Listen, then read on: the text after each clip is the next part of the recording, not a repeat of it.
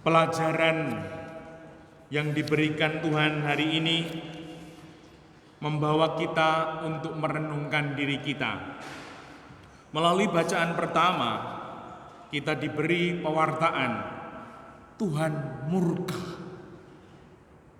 untuk orang-orang Mesir yang dibawa keluar, namun malah hidupnya menyimpang. Namun Musa melunakkan hatinya, hati Allah, dan akhirnya Allah tidak jadi murka. Semoga hidup kita ini juga tidak membuat murka Tuhan, di mana kita meneladan Tuhan Yesus yang disampaikan dalam Injil suci, di mana Tuhan mengatakan bahwa yang bersaksi tentang aku ialah yang mengutus aku. Yang bersaksi tentang Yesus adalah Allah sendiri. Dengan pemahaman pengertian orang yang ada di atas kita. Nah, semoga ini membawa semangat seperti Tuhan sendiri. Kalau aku bersaksi tentang diriku sendiri, maka kesaksianku itu tidak benar. Mari kita renungkan, apakah kita ini sudah semakin rendah hati, semakin sedikit ngomong tentang diri sendiri. Salah satu tandanya tidak lagi memakai kosakata aku, saya, semakin mengurangi karena tidak perlu lagi, karena sudah semakin meyakini diriku berisi, tidak perlu mewartakan diri. Dan itulah yang diterima oleh Allah, di mana kita pernah mendengar Allah yang bersabda, "Inilah anakku yang terkasih, kepadanyalah aku berkenan." Nah, kalau ada pembesar, pejabat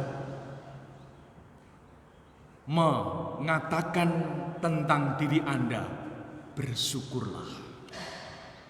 Berarti itu saudara telah bertekun menekuni suatu nilai hidup sampai akhirnya orang besar pun mengakui.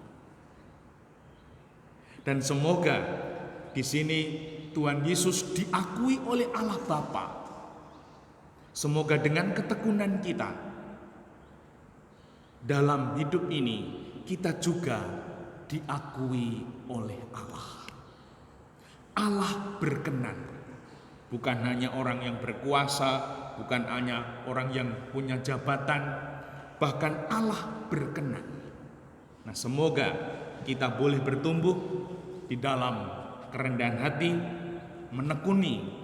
Kalau di sini Tuhan mengatakan, Tuhan melakukan apa yang diutuskan kepadanya.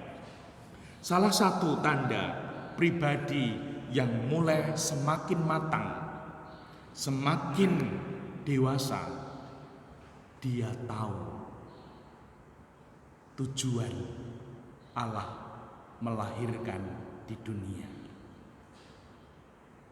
Allah, Tuhan melahirkan aku di dunia ini untuk apa? Nah, semoga kita tahu jawabannya. Ketika kita tahu jawabannya, maka kita akan melakukannya, sehingga apa yang kita lakukan berkenan di hadirat Tuhan. Karena cukup banyak, tidak sedikit orang tidak tahu tujuan Tuhan menghadirkan kita di dunia. Semoga kita salah satu yang tahu, sehingga kita mewujudkan dan Tuhan berkenan. Dimuliakanlah Tuhan kini dan sepanjang masa.